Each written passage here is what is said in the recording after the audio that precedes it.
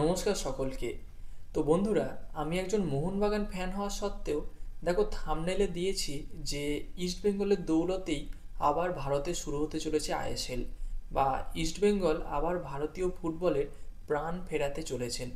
তো এই রকমটা কেন বললাম, অবশ্যই সেই বিষয়টা এই ভিডিওতে বিস্তারিতভাবে আলোচনা করব, এবং সেই সঙ্গে রায়ান উইলিয়ামসের পরে আরও একজন ভারতীয় বংশোদ্ভূত প্লেয়ার, দারুণ কোয়ালিটির প্লেয়ার বলা যেতে পারে, তিনি ভারতে আসার জন্য ইন্টারেস্ট দেখিয়েছেন।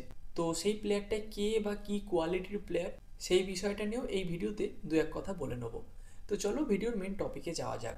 তো প্রথমে যদি এই ইস্ট বেঙ্গল বা ভারতীয় ফুটবলের প্রাণ ফেরানো এই বিষয়টা নিয়ে একটু কথা বলি। যখন কিছুদিন আগে আইএসএল হবে কি হবে না কি বৃত্তান্ত, এই বিষয়টা নিয়ে বেশ কনফিউশনে ছিল সকল ভারতীয় ফুটবল লাভাররা। তো তখন ইস্টবেঙ্গল দলের প্রেসিডেন্ট মুরারিলাল লোহিয়া তিনি সরকারের কাছে আবেদন করেন। সরকার বলাটা ভুল, তখন তিনি প্রথমে আবেদন করেন বিসিসিআই এর কাছে, যে এআইএফএফ এর এইরকম অবস্থা। আর বিসিসিআই আর এআইএফএফ এই দুটোর মধ্যে তফাৎ আশা করি তোমরা সবাই জানো, একটা ভারতের ফুটবল বোর্ড আর একটা ভারতের ক্রিকেট বোর্ড। তো এই জায়গায় তিনি ভারতের ক্রিকেট বোর্ডকে একটা চিঠি লেখেন ভারতীয় ফুটবলের এই রকম খারাপ অবস্থার জন্য। তো সেখান থেকে ভারতীয় ক্রিকেট বোর্ড বেশ সাপোর্ট করেন এই লোহিয়া বাবুকে। তো তারপর এই বিষয়টা একটু সোশ্যাল মিডিয়ায় ছড়াতে ভারতের ফুটবল সার্কিটের সবথেকে সফলতম কোচ বা মোহনবাগান দলের প্রাক্তন কোচ বলতে পারো, অ্যান্টোনিও লোপেজ হাবাস, তিনিও এই বিষয়টা সাপোর্ট করেন।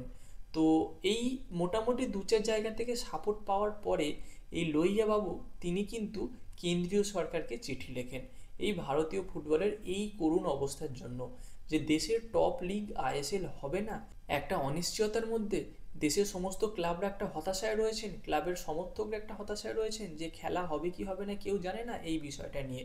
তো এই চিঠির কিন্তু ভালো রকম সাড়া দেন কেন্দ্রীয় সরকার।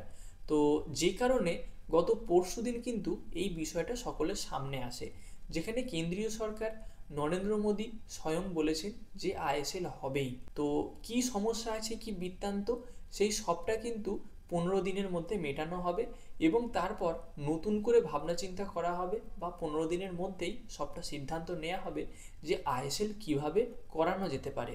তবে আইএসএল হবে এইটুকু তিনি নিশ্চিত করেছেন। তো এটা অবশ্যই ইস্টবেঙ্গল দলকে ক্রেডিট দেওয়া দরকার। ভারতীয় ফুটবল সার্কিটে তো অনেক ক্লাব আছে, অনেক দলই আইএসএল খেলে, তার মধ্যে কোন দল বা কোন ক্লাবের প্রেসিডেন্ট বা কোন ক্লাবের ম্যানেজমেন্ট তারা উপচে গিয়ে ভারতীয় ফুটবলের জন্য এতটা ভাবে? আমরা যারা মোহনবাগান ফ্যান আছি, মোহামেডান ফ্যান আছি, বা দেশের অন্যান্য ক্লাবের ফ্যান আছি, তারা সবাই কিন্তু এই এআইএফএফকে গালাগাল করতে ব্যস্ত। আর সেই জায়গাতে দাঁড়িয়ে ইস্টবেঙ্গল দল কিন্তু এইখান থেকে সরে গিয়ে তারা করে দেখিয়েছে। আমি একজন মোহনবাগান ফ্যান, আমি জানি।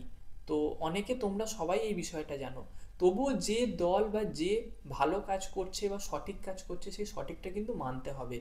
আর অ্যাজ এ কন্টেন্ট ক্রিয়েটার আমারও উচিত তোমাদের সঙ্গে এই বিষয়টা শেয়ার করা। তো এই গেল এই প্রথম বিষয়টা নিয়ে আপডেট।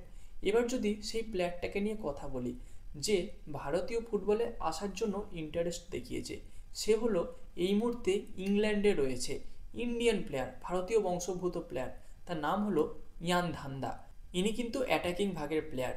তো এবার কথা হলো তিনি কিভাবে ইন্টারেস্ট প্রকাশ করেছেন না, যখন রায়ান উইলিয়ামসের ব্যাপারটা ফাইনাল হয়ে গেল, প্রথমে পাসপোর্ট, তারপর এনওসি, তারপর ফিফা থেকে যে নিষেধাজ্ঞা থাকে সেই সমস্ত কিছু যখন ক্লিয়ার হয়ে গেল, তারপরে কিন্তু রায়ান উইলিয়ামস এই ইয়ান ধান্দাকে একটা ট্যাগ করে লিখেছিলেন এই রকম কথাই, যে বন্ধু এবার তোমার পালা। আর তাতেও কিন্তু এই ইয়ান ধান্দা রিপ্লাই করেছিলেন ইয়েস ব্রো, এরকম একটা কিছু, যে হ্যাঁ এবার আমার পালা। তার মানে কিন্তু এটা বোঝা যাচ্ছে যে ইয়ান ধান্দাও আমাদের ভারতে খেলার জন্য কিন্তু আগ্রহ প্রকাশ করেছেন। তো এই ইয়ান ধান্দাও যদি ভারতের হয়ে খেলে, তাহলে কিন্তু ভারতের স্কোয়াডটা আরেকটু শক্তিশালী হবে। অ্যাকচুয়ালি এই মুহূর্তে ভারতীয় ফুটবলের কিচ্ছু নেই, মানে বলতেও লজ্জা লাগে, কিন্তু কিছু করার নেই, বলতে হচ্ছে। বাংলাদেশ পর্যন্ত হারিয়ে দিচ্ছে ভারতকে। তো তারপরেও এটাই বলা যায় যে ভারতীয় ফুটবলের উন্নতি হয়তো একমাত্র এই ভারতীয় বংশোদ্ভূত বাইরের প্লেয়ারদের দিয়েই হবে, এছাড়া কোনোভাবে হবে না। তো বন্ধুরা, এই বিষয়ে তোমাদের কি মতামত অবশ্যই কমেন্টে জানিও। আর তোমরা যারা মোহনবাগান সমর্থক আছো তাদের জন্য, মানে তাদের কাছে আমি দুঃখিত, কিন্তু আমার কাছে যেটা সঠিক মনে হচ্ছে সেটাই আমি তোমাদের সঙ্গে শেয়ার করলাম, কারণ কি ইস্টবেঙ্গল দল, কি মোহনবাগান দল, কি মোহামেডান স্পোর্টিং ক্লাব, যে দলই হোক না কেন, যে সঠিক কাজ করেছে, ভালো কাজ করেছে, সেটা কিন্তু আমাকে শেয়ার করতে হবে, সেই কারণে আমি শেয়ার করলাম। তো গাইস, এই ছিল আজকের আপডেট। ভিডিওটা কেমন লাগলো অবশ্যই লাইক করে দিও, শেয়ার করে দিও এবং তোমাদের মতামত কমেন্টে জানিও। আর খেলা সংক্রান্ত এরকম ভিডিও আরও পেতে চাইলে অবশ্যই আমাদের চ্যানেলটাকে সাবস্ক্রাইব করে তার পাশের বেল আইকনটাকে অন করে দিও। আর যদি ফেসবুক থেকে দেখে থাকো তাহলে পেজটাকে ফলো করে দিও। তো গাইস, দেখা হচ্ছে পরবর্তী ভিডিওতে। Bye bye.